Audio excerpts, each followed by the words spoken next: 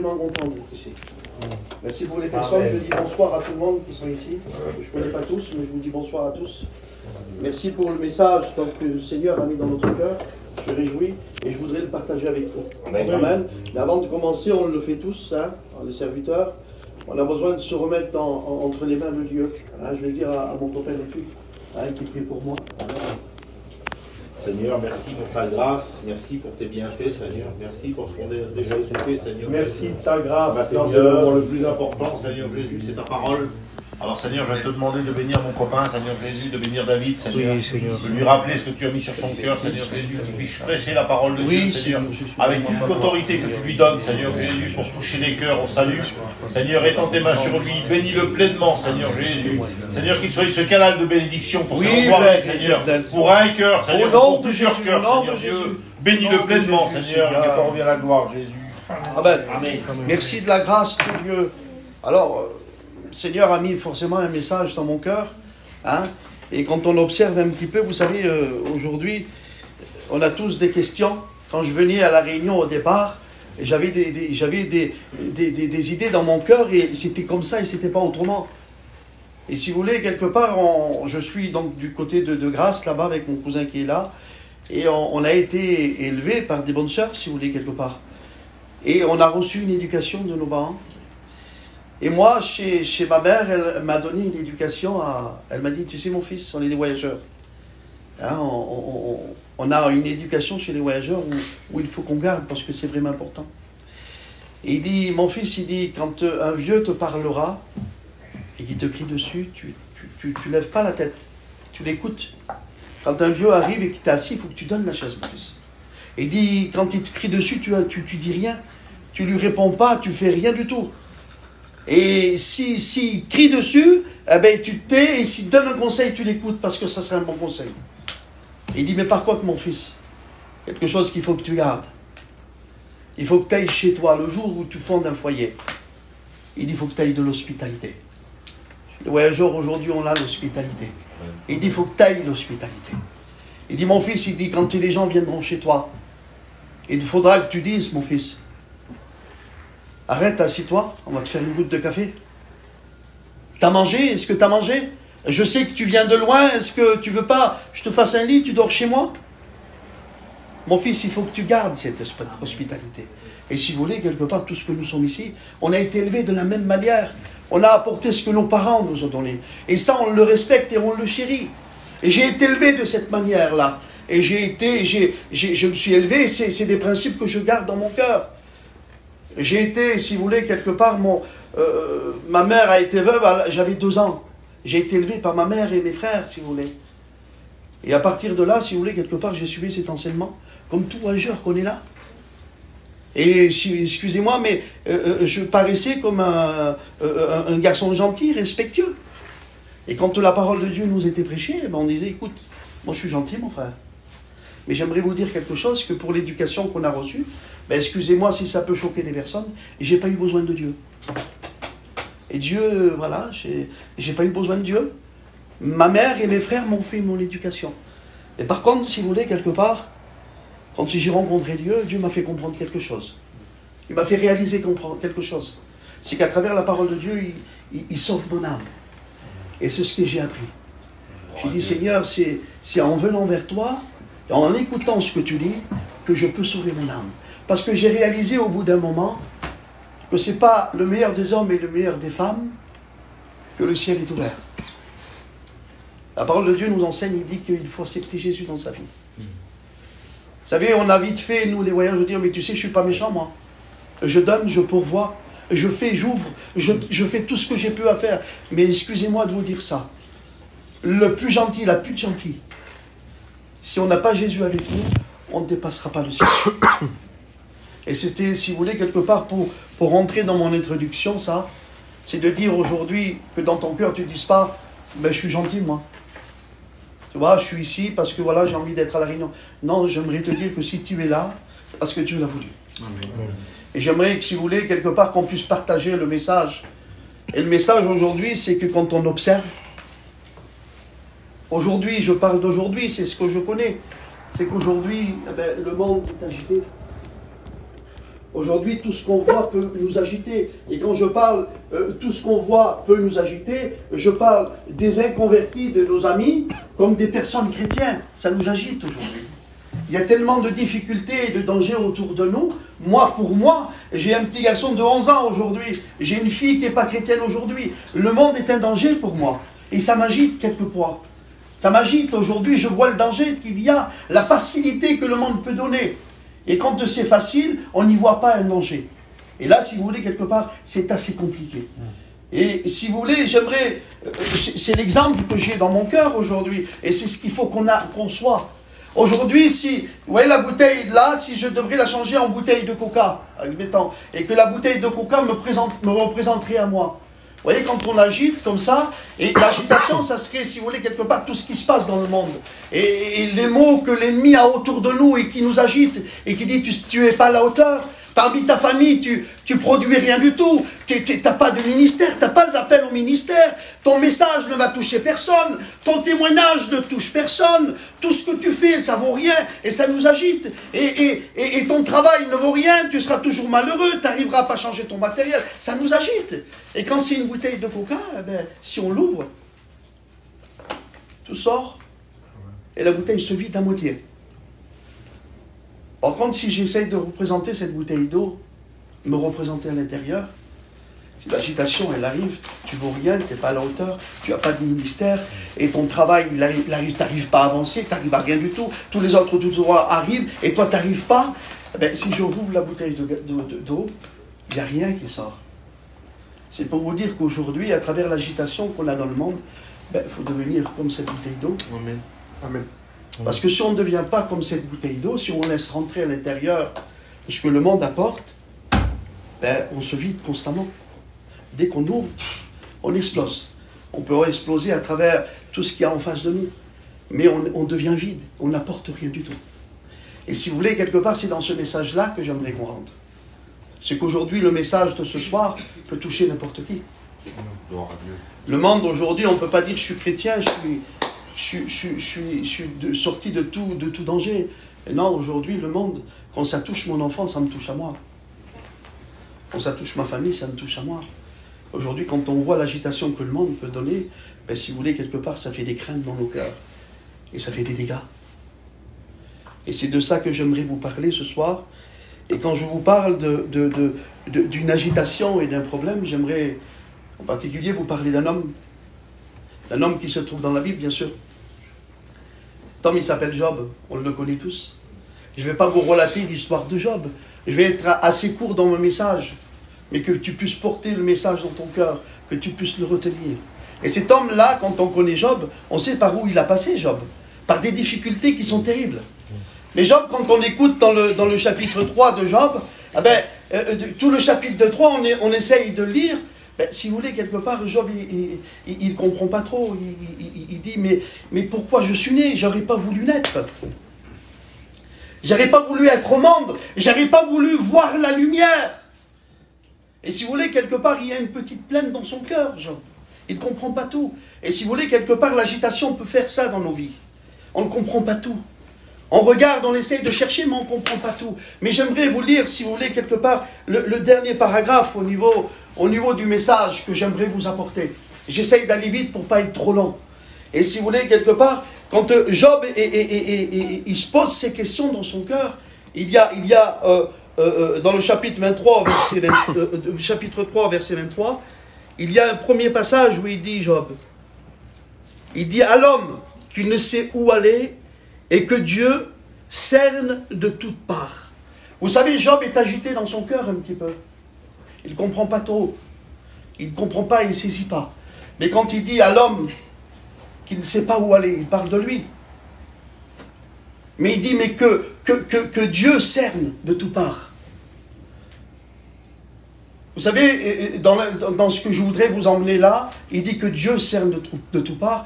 C'est-à-dire que quand l'esprit... On a envie aujourd'hui, à travers nos difficultés, nos problèmes, par là où on passe, ben, j'aimerais vous dire qu'on se donne un petit peu raison, on se justifie en nous-mêmes. On trouve une justice en nous-mêmes, on dit, ben, je ne comprends pas qu'est-ce qui se passe, mais Dieu nous cerne de toutes parts. Vous savez, quand j'ai passé par des difficultés, moi, et je ne comprenais pas tout.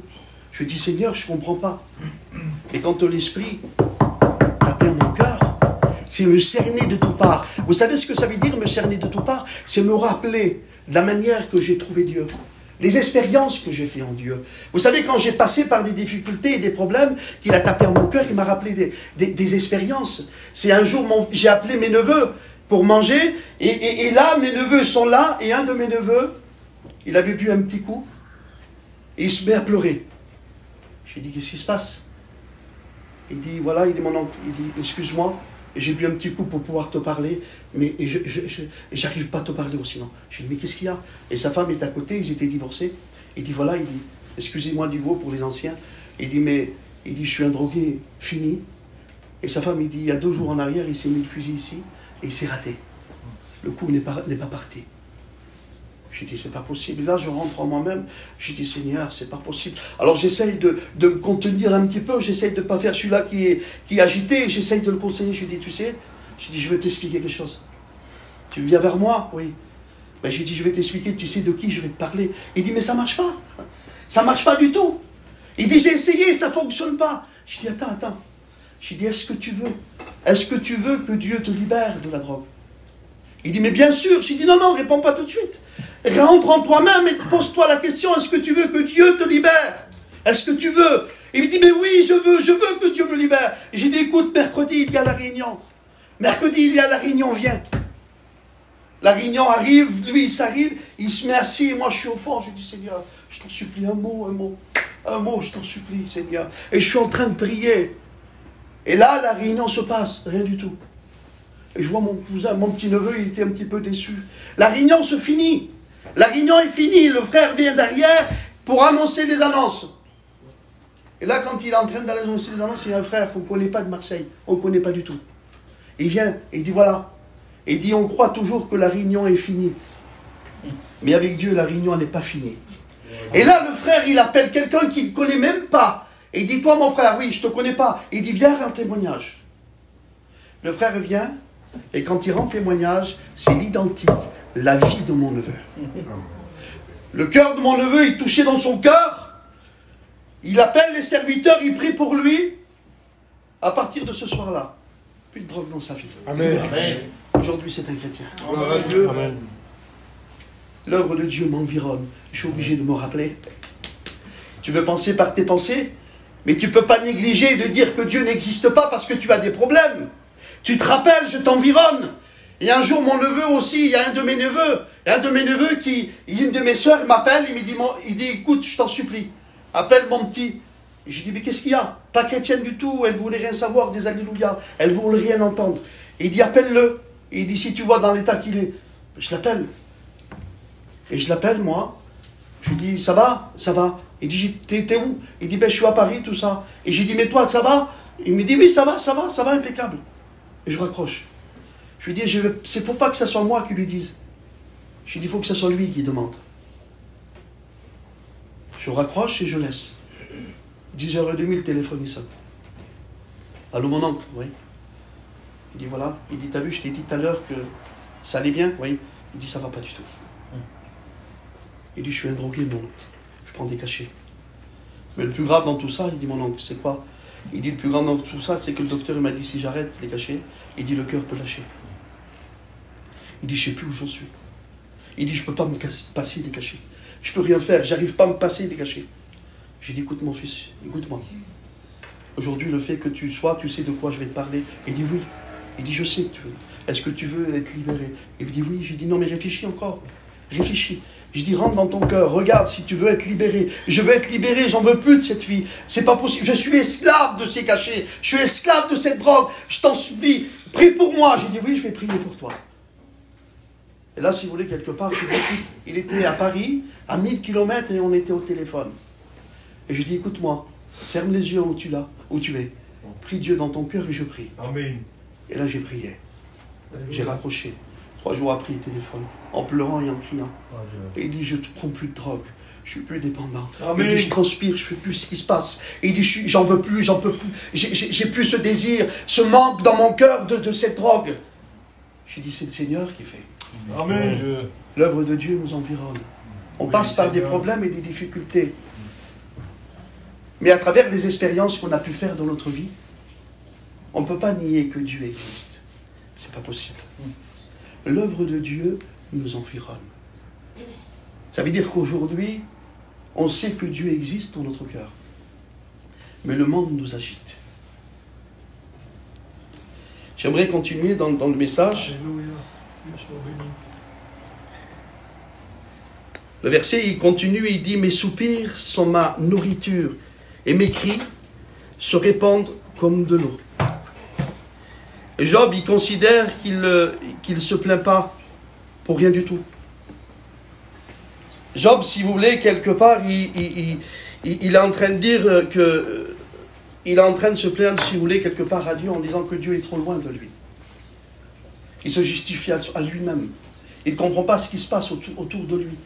Mais lui, il est en train de crier vers Dieu, il dit « Je crie, mais je me justifie à moi, en disant « Dieu, pourquoi tu t'éloignes de moi ?» Et bien souvent, c'est ce qu'il arrive dans nos vies. Aujourd'hui, quand on demande à Dieu, et qu'on ne voit pas arriver la main de Dieu, quand Dieu ne répond pas, la fatigue s'accumule encore plus dans notre cœur. Et le verset que j'aimerais vous dire encore, quand il arrive à ça, il dit « Ce que je crains, c'est ce qui m'arrive. Mais ce que je redoute, c'est ce qui m'atteint. » Si vous voulez, quelque part, quand on fait une prière, on se met devant Dieu, on passe par des moments difficiles et des complications, un agitement dans notre cœur. On fait une prière, et quand on fait la prière, il y a quelque chose qui s'est installé dans notre cœur. C'est que la foi n'y est plus. On prie parce qu'on dit qu'on va prier. Et quand on rentre en nous-mêmes, on dit, mais je sais que ça ne va pas arriver. Et quand on ne voit pas arriver nos prières, qu'est-ce qui se passe? Ça m'atteint. Et là, c'est encore, Seigneur, pourquoi tu ne me réponds pas? Pourquoi tu ne me réponds pas, Seigneur? Et si vous voulez, quand on rentre dans cette fatigue-là, on ne sait plus où tourner la tête. Pourtant, Job, c'était un homme où les yeux de Dieu étaient sur lui. Et Job, il arrive dans une difficulté. Il ne sait plus où l'on est. Il ne sait plus. Il ne sait plus du tout. Et là, le verset, il continue. Et il dit quelque chose. Mais quand il dit, si vous voulez, il dit, je n'ai ni tranquillité, ni paix, et ni repos. Le trouble s'est emparé de moi. Vous savez, à travers le premier paragraphe, là, il dit, ce que je crains, c'est ce qui m'arrive. Et ce que je redoute, c'est ce qui m'atteint. Vous savez, quand on arrive dans cette phrase-là, il y a un point. C'est ce qui m'atteint. Il y a un point. Et quand il y a un point, il y a un temps pour arriver à l'autre phrase. Ça, c'est la grammaire française. Et j'aimerais vous présenter le temps qui se passe là avec le point, à travers ce que Job est en train de dire. Ça, c'est le résultat de son cœur. Il est passé un temps.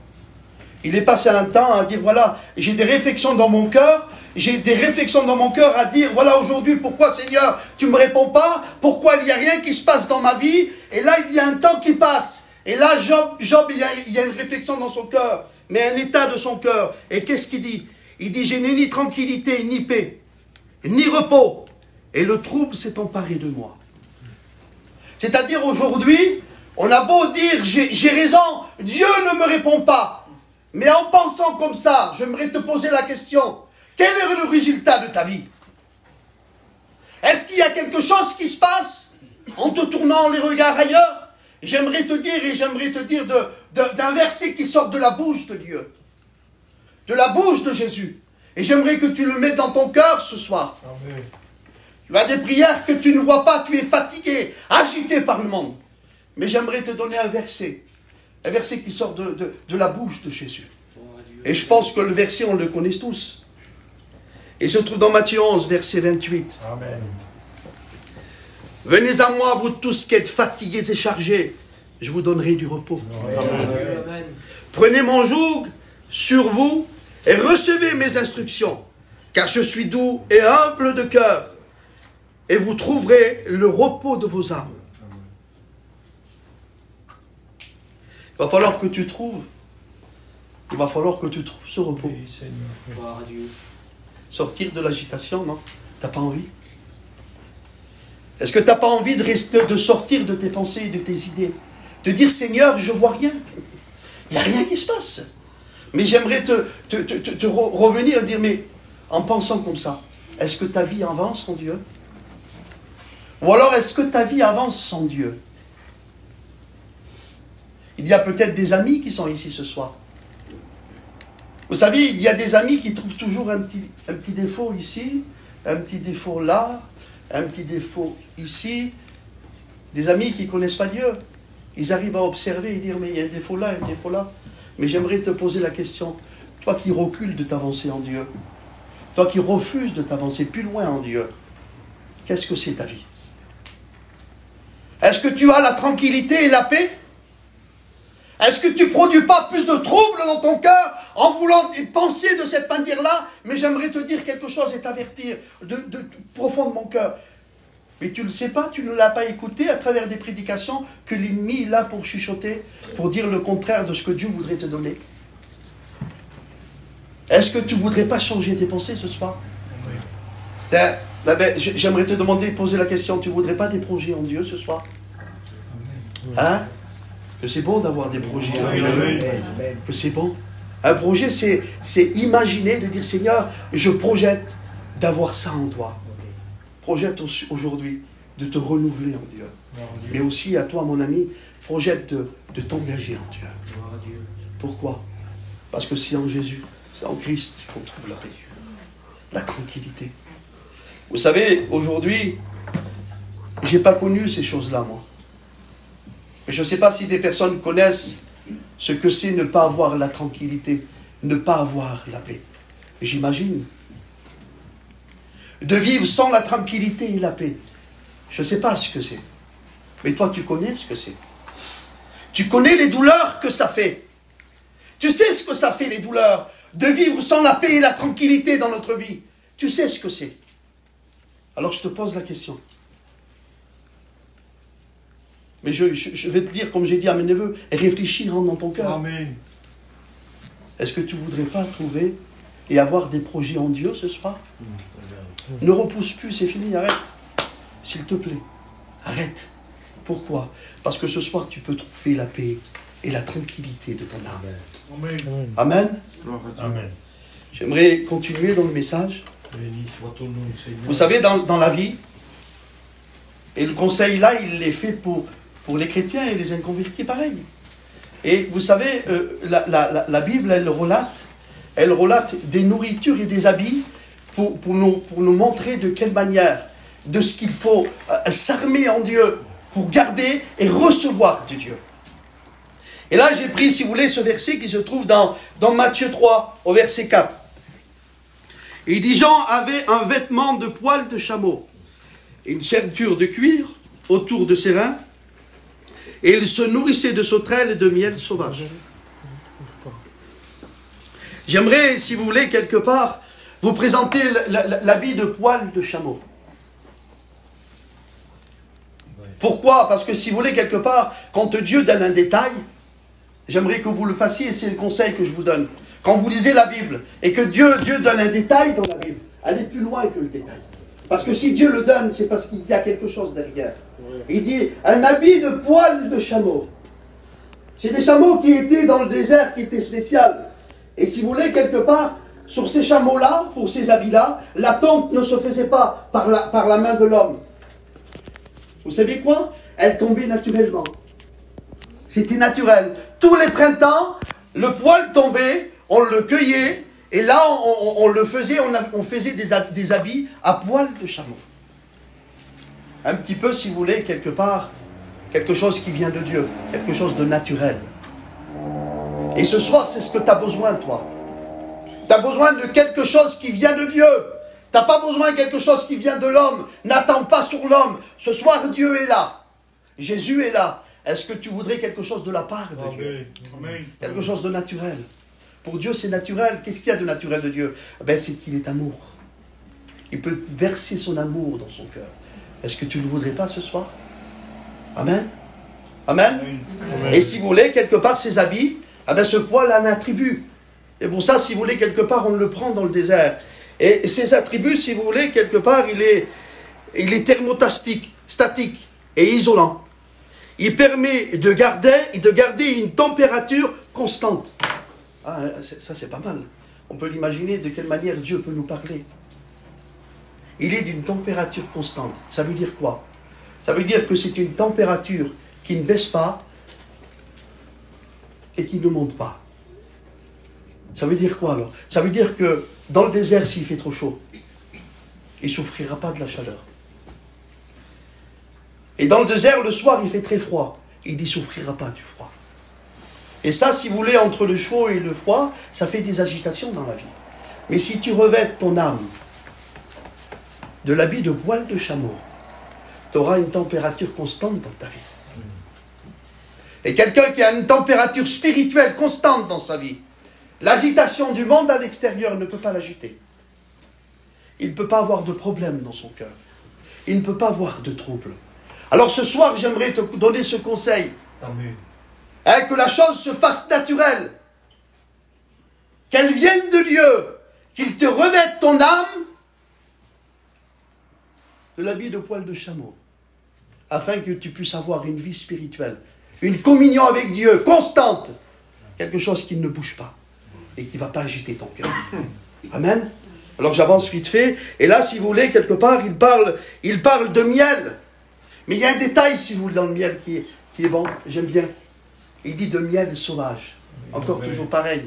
Miel sauvage. Pourquoi? Parce que Dieu a dit, donc dans la création, Dieu dit. C'est-à-dire qu'il a créé les abeilles pour construire le miel. Il n'y a pas de main d'homme. Il dit de miel sauvage. Encore quelque chose qui vient de la part de Dieu. Il dit de miel sauvage. Quelque chose qui vient de Dieu. Et si vous voulez, quelque part, vous savez que le miel, s'il est donné, c'est quelque chose de magnifique. Mais quelque chose de magnifique, quelque chose qui est pour nous là. Toute âme qui est ici. Le miel est pour nous. Les attributs du miel, c'est quelque chose de magnifique pour nous. Vous voulez que je vous en donne les détails? Amen. Alors j'aimerais vous donner les détails de ce que c'est le miel.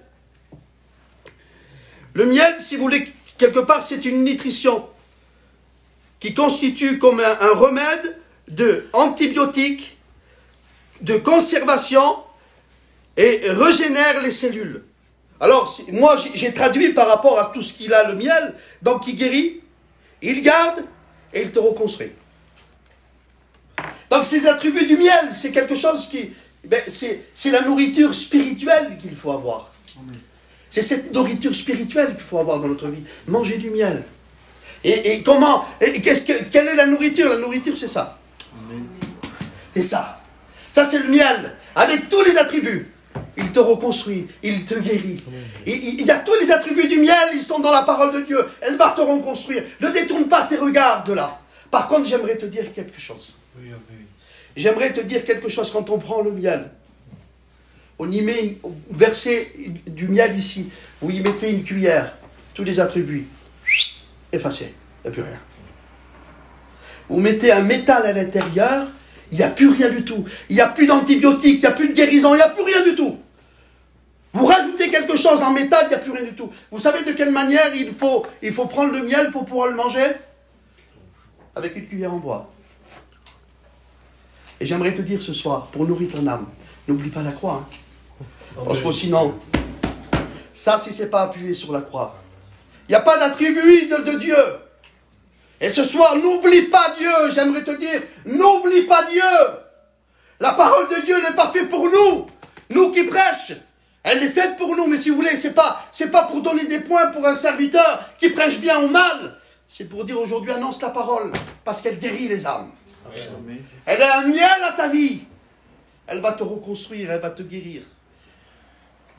Est-ce qu'il n'y aurait pas des personnes qui veulent être reconstruites dans leur cœur aujourd'hui? Vous savez, l'agitation du monde, ça détruit. Ben, j'aimerais te dire, elle reconstruit. Amen. Tu voudrais être guéri dans ton âme. Oui, Seigneur. Vous savez, être guéri, on peut dire être guéri dans son âme, vous savez ce que c'est? Être guéri dans son, être malade dans son âme, c'est des fois ne pas vouloir se pardonner. Il s'est passé des choses dans nos vies et on ne se pardonne pas. On se trouve toujours quelque chose, mais je ne mérite pas, moi, Seigneur. Mais je ne mérite pas, je mérite. J'aimerais te dire quelque chose ce soir. Arrête de te condamner. Arrête de te condamner. J'aimerais te dire ce soir quelque chose. Que Jésus à la croix a été crucifié pour le pécheur. Amen. Et dire pour moi, je ne suis pas à la hauteur. J'aimerais vous dire, j'aimerais vous dire quelque chose. Tous les jours, je demande pardon. Tous les jours, je demande à Dieu, garde-moi, Seigneur, de mes pensées et l'agitation. Mais aujourd'hui, on a besoin d'être nourri par ça. Amen. Amen. Alors, il faut le prendre avec la bois, avec la croix. Hein? Pourquoi? Parce que quand ça, l'homme rajoute autre chose, là, ça ne fonctionne plus. Et qui c'est qui peut rajouter là-dessus? Eh bien, j'aimerais dire que des fois, peut-être, tu peux être ton propre ennemi.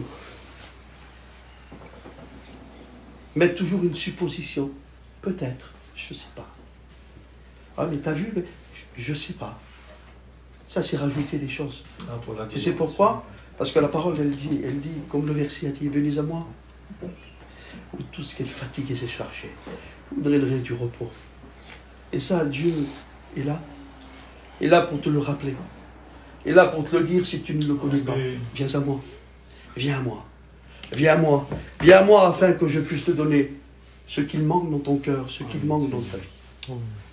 Ne rajoute plus rien du tout dans ta vie. Laisse-moi rentrer dans ta vie. Laisse-moi ce qu'il y a à faire dans ta vie. Aujourd'hui, je voudrais y prendre la place. Est-ce que tu ne voudrais pas laisser la place dans ton cœur que Jésus prenne? On est en train de vous parler de celui qui guérit. On est en train de vous parler de celui qui sauve. On est en train de parler de celui qui a fait la promesse. Il dit quand je partirai, il dit la paix, le consolateur. La paix, pas comme le monde donne, mais comme la paix qui descend du ciel. Est-ce que tu n'as pas envie ce soir? Tu n'as pas envie d'accepter la vie de Dieu dans ta vie aujourd'hui? Tu ne voudrais pas dire oui à Dieu et laisser rentrer et pénétrer Jésus dans ta vie? Amen. Pour la gloire, Seigneur. Dieu soit béni. Amen. J'aimerais vous raconter une dernière histoire et je m'arrête. Je ne voudrais pas être trop lent, mais c'est afin que tu puisses comprendre quelque chose. Un jour, Einstein, il doit faire une conférence aux États-Unis. Et quand il est là-bas, il est avec son chauffeur depuis 35 ans ou 40 ans. C'est devenu des amis, ils sont ensemble. Ils sont en train de parler et discuter. Et là, Einstein, il se confie à son chauffeur, c'est un ami, et il dit, je suis fatigué. Il dit, si j'aurais pu te laisser la place pour faire la conférence, je te l'aurais laissé. Le chauffeur le regarde, il dit, je peux le faire, moi. Et il dit, ça fait 35 ans que je suis avec toi. Il dit, tous les trucs là que tu dis, il dit, je les connais tout, il dit. Et il dit, je peux tout raconter, il dit. Ah bon? Et il dit, on change de costume, il dit, vas-y.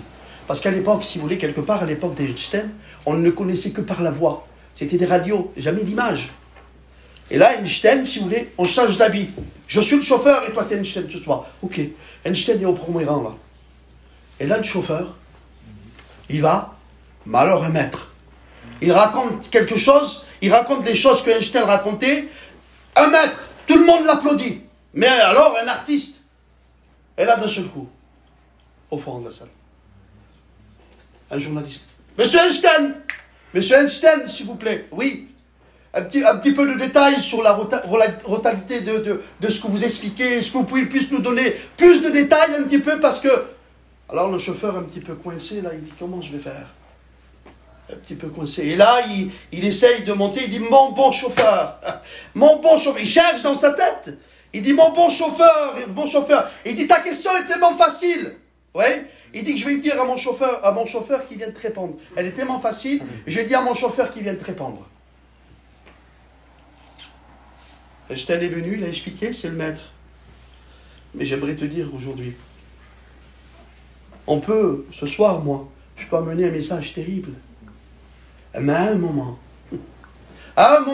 il faut que le maître se lève là. Vous savez, la solution qu'on ne peut pas apporter de la paix dans notre cœur, on est impossible, frérot. Je te dis la vérité, on est impossible. Et tout le monde le sait. On ne peut pas s'apporter ce qu'on n'a pas dans notre cœur. À un moment, il faut se taire. Je ne sais pas, le maître va venir, il va venir là. Oui, il va amen. expliquer. Et c'est ce qu'il faut que tu fasses ce soir dans ta vie. Amen. C'est ce qu'il faut que tu fasses dans ta vie. Il faut que tu appelles le maître et dire, Seigneur, Amen. je ne sais plus. Attends la N'essaye gloire. pas de te justifier. Laisse le maître, la place au maître. Oui, Et alléluia. laisse-lui prendre la place. Amen. Je peux vous parler de 30 secondes, mes frères. 30 secondes, je m'arrête. Hein? Amen, amen. Juste quelque chose au niveau de la paix. J'étais chez moi, il y a à peu près 10 ans de ça, 7, 8 ans, 10 ans. J'avais un petit magasin, je travaillais, le téléphone il sonne. C'est de bonne heure le matin. Allô? Oui. Il dit, écoute, viens vite, il dit, ta mère s'est plus réveillée. Et ma mère, si vous voulez, quelque part, c'était mon pilier. Mon pilier, on est 11 frères et sœurs. Moi et mon frère et mes frères, avant de partir au travail, on passait 1 heure avec elle autour de la table. Mais toute notre vie, j'ai 50 ans aujourd'hui, toute notre vie, ça a été ça. Ma mère, c'était un pilier. Et là, on m'annonce, il dit, viens vite, il dit, elle ne s'est pas réveillée. Quand je quitte le magasin, je suis en train de courir. Essayez de réaliser quelqu'un que vous aimez, quelqu'un qui est un pilier dans votre vie, quelqu'un qui vous a toujours soutenu, quelqu'un qui vous a toujours aimé. On te dit, elle est partie aujourd'hui. Essayez de voir le trouble dans le cœur. Le trouble que ça peut faire. Et là, je suis en train de courir, je cours. Mais en courant, je dis, Seigneur, mais je dis, c'est pas possible. C'est pas possible que tu me fasses ça. Pourquoi tu me fais ça? Tu viens me l'enlever maintenant. Alors que c'est mon pilier, je comprends pas. Je crie à Dieu. Et là, je m'arrête de crier. Et d'un seul coup, il y a quelque chose qui descend. Amen. Alors que le trouble était dans mon cœur. Il n'y avait plus rien qui allait. Et là, je crie, je dis, Seigneur, je t'en supplie. Je t'en supplie, ne me laisse pas dans cet état-là. Seigneur, je t'en supplie. Et là, en courant, je m'arrête de courir, je marche. Et là, la paix de Dieu descend dans mon cœur. Et aujourd'hui, si vous voulez, quelque part, je suis monté en haut. Avec une paix que ma famille ne comprenait pas. Je suis le dernier de la famille. Ils ne comprenaient pas. C'est pour vous dire qu'on ne peut pas produire ce qu'on ne peut pas produire nous. Oui. Aujourd'hui, j'aimerais te dire quelque chose. Gloire à Dieu. Tu as besoin de Dieu. Amen. Tu as besoin de Jésus dans ta vie. Est-ce que tu voudrais l'accepter ce soir?